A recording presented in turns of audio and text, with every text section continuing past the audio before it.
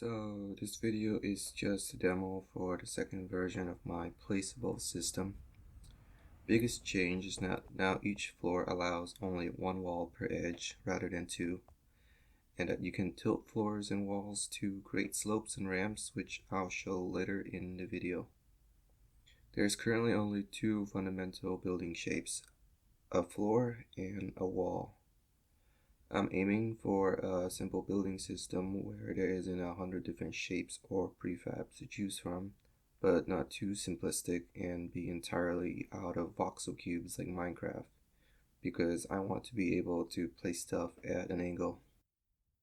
You start your build with a floor, which are right triangles that snap to a square grid. The position snapping helps to align your builds and optimize the space that you can build on. Since they're not voxels, you can have floor designs with an angled side. Walls can be placed on a base and be tiled from other walls, but they cannot be placed directly on the ground. You can place them on the edge of a floor, and they can extend or truncate to connect to a neighboring wall. Each of the two shapes also have a secondary construct.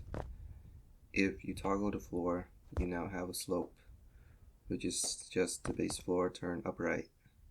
And if you toggle a wall, you now have a ramp. Also, placing a slope on the hypotenuse of a floor creates a kind of tetrahedron. So, with only 4 shapes to choose from, building becomes a pretty simple task, which is the goal. And you can save your build after you're done. That about covers the Placeable system.